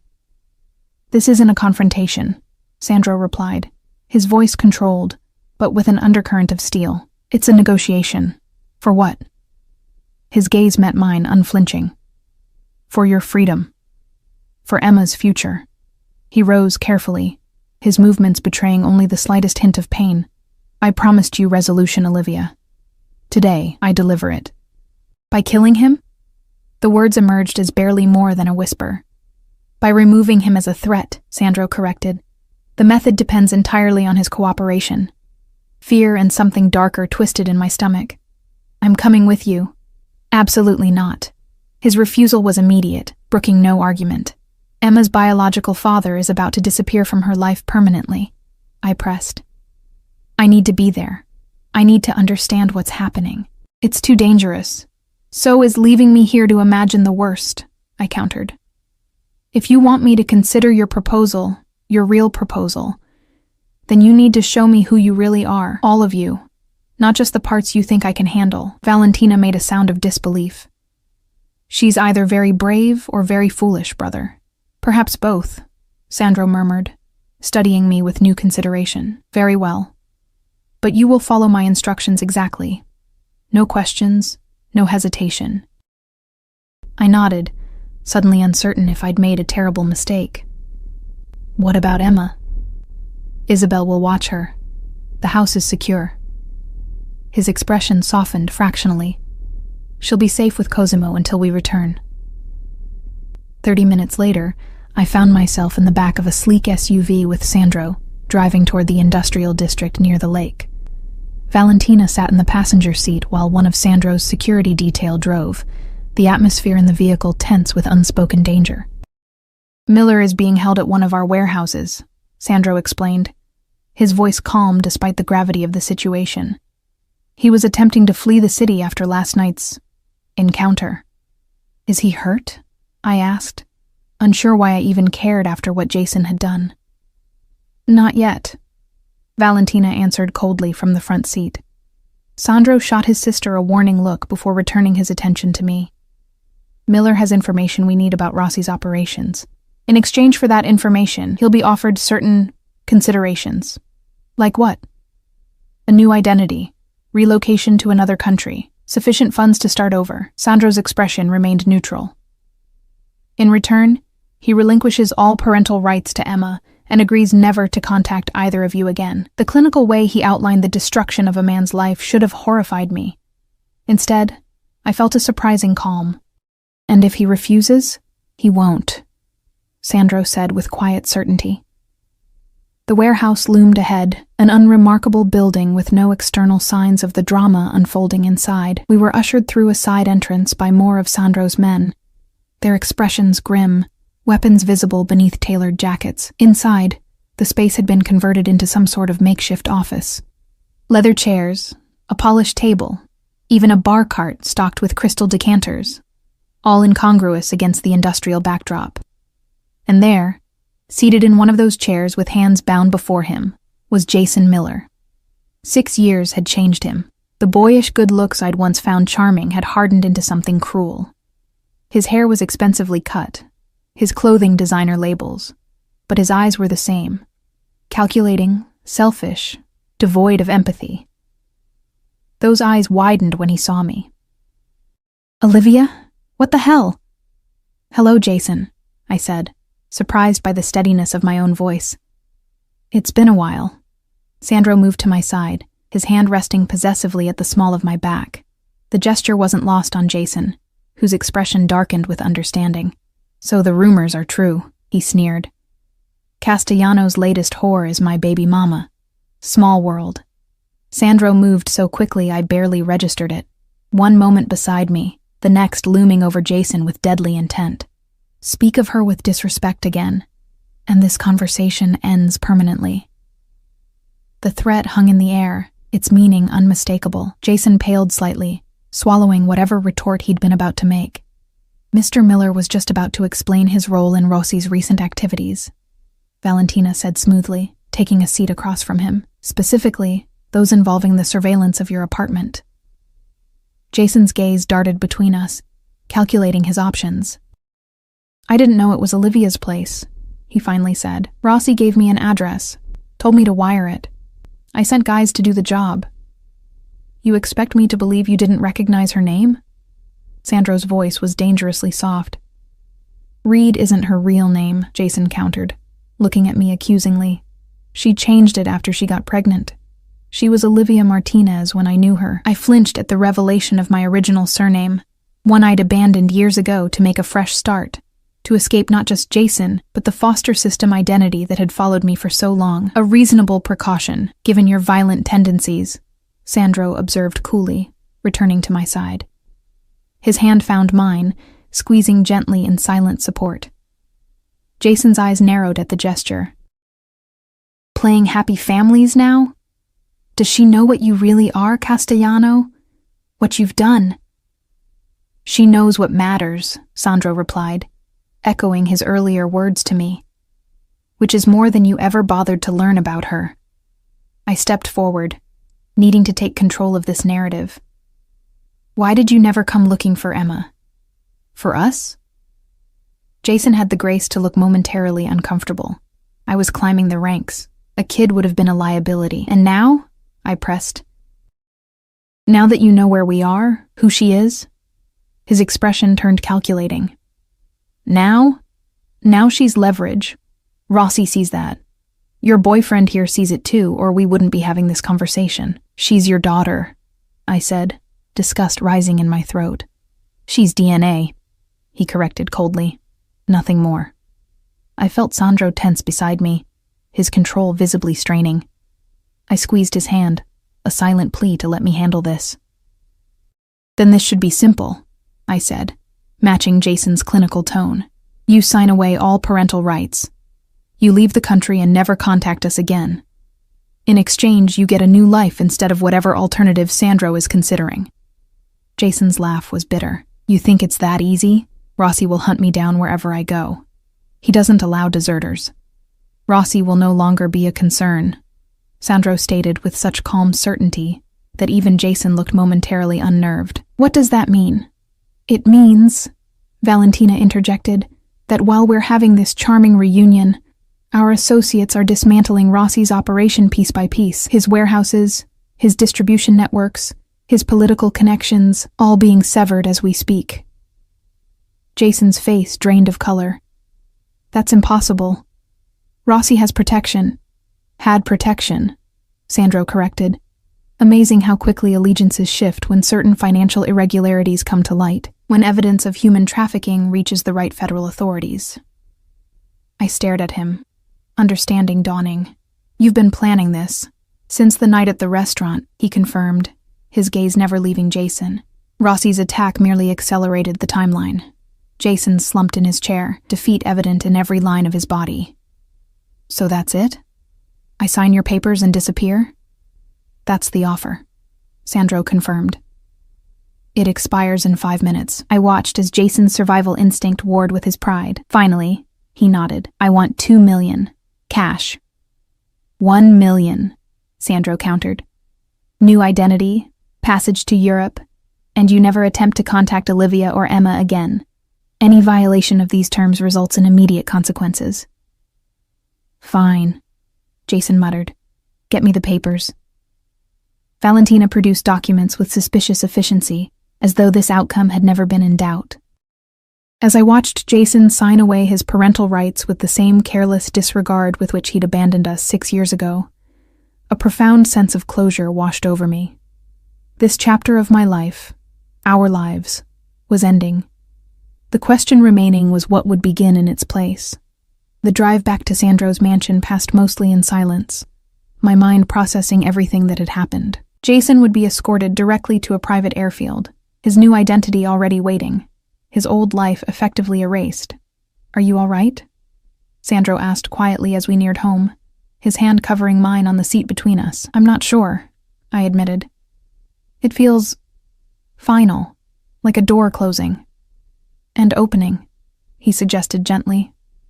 If you want it to be. I turned to study his profile, this complex man who had upended my world in less than a week. Your proposal. Was it just about protection? About keeping Emma and me close because of some sense of responsibility? His gaze met mine, dark and intent. I haven't felt simply responsible for a woman since I was 20 years old, cara mia. His thumb traced patterns on my wrist in a way that made my pulse quicken. What I feel for you, for Emma, is something far more complicated. And far more valuable. It's still too fast, I whispered, though my objection sounded weak even to my own ears. Perhaps, he acknowledged. But some connections don't adhere to conventional timelines. From the moment I saw you sitting alone at that restaurant table, something in me recognized something in you. Because I look like Sophia, I said, the old insecurity surfacing. No, he said firmly. Because you look like yourself, strong, resilient, fiercely protective of what you love. His hand tightened around mine. Sophia was a beautiful memory from another lifetime. You, Olivia Reed, are my present. And if you'll allow it, my future. We pulled through the gates of the mansion, the familiar structure suddenly appearing different to my eyes, not a temporary sanctuary, but a potential home. As we stepped from the car, Emma came racing across the lawn, Cosimo bounding awkwardly at her heels. Mommy! Sandro! She called, her face alight with joy. Look! Cosimo can fetch! Sandro crouched to her level, wincing slightly as his injured ribs protested but hiding it well. Can he now? What a clever puppy. Perhaps you can show me his tricks after dinner. Can we eat in the garden, please?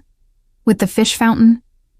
Emma's eyes, so like mine, pleaded with an expression she'd clearly learned was effective on her new protector. If your mother agrees, Sandro replied, glancing up at me with a question in his gaze that went far beyond dinner arrangements. Looking at them together, my bright, beautiful daughter and this dangerous, complex man who had somehow become essential to both of us, I felt something shift into place within me. A recognition. A certainty.